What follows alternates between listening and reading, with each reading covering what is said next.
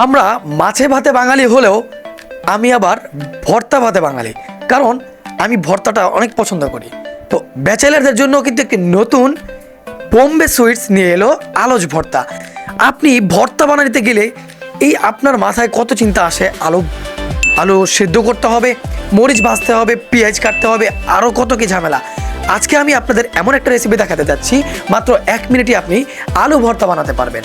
বিশেষ করে ব্যাচেলারদের জন্য একটি নতুন সুযোগ চলে এসেছে। আর এই হলো সেই লোভনীয় বোম্বে সুইটসের আলুজ ভর্তা। চলুন ট্রাই করে আসি, লেটস গো। তো প্রথমে আমরা প্যাকেটটি খুলে নেব। প্যাকেটটি খুলে নেওয়ার পর প্রথমে আমরা পেয়ে যাবো একটি গ্লাভস, তারপর আমরা পেয়ে যাবো একটি ফ্রাই চিলি অর্থাৎ ভাজা মরিচের প্যাকেট। এর পাশাপাশি আমরা পেয়ে যাবো একটি মাস্টার্ড অয়েল অর্থাৎ সরিষার তেলের প্যাকেট। তার সাথে রয়েছে আমাদের মেইন প্যাকেট অর্থাৎ পটেটো ফ্লেক্সের প্যাকেট। তারপর আমরা দেখতে পাবো একটি ফ্রাইড অনিয়ন অর্থাৎ ভাজা পেঁয়াজের প্যাকেট। তার সাথে রয়েছে লবণ।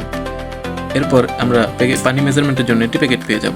এবার পালা সবগুলো ইনগ্রেডিয়েন্টস একসাথে মিক্স করা। তো প্রথমে পটেটো ফ্লেক্সের প্যাকেটটা কেটে সবগুলো একটা প্লেটে ঢেলে নেব। তারপর মিক্স করার আগে আমরা গ্লাভসটা পরে নেব। গ্লাভস পরার পর এখানে অল্প অল্প পানি নিয়ে সবগুলো একসাথে মিক্স করে নেব।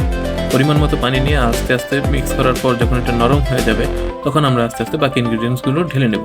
তো প্রথমে আমরা ঢেলে নিচ্ছি ভাজা পেঁয়াজগুলো, তারপর আমরা তার উপর ঢেলে দেব ভাজা মরিচগুলো ঢেলে নেওয়ার পর আমরা এগুলোকে একসাথে মিক্স করে নেব। প্রথমে গুঁড়ো করে তারপর মিক্স করে নেব।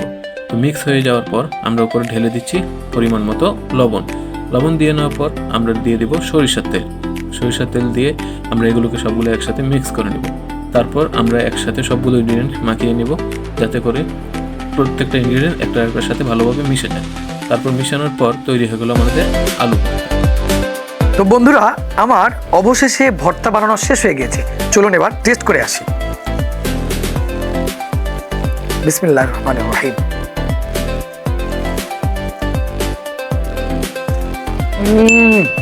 মাশাআল্লাহ, মনে হচ্ছে যে আলু সিদ্ধ করে বানানো, মানে কেউ বুঝতেই পারবে না খাওয়ার পরে যেটা আসলেই মানে বোম্বে সুইটসের আলুজ ভর্তা।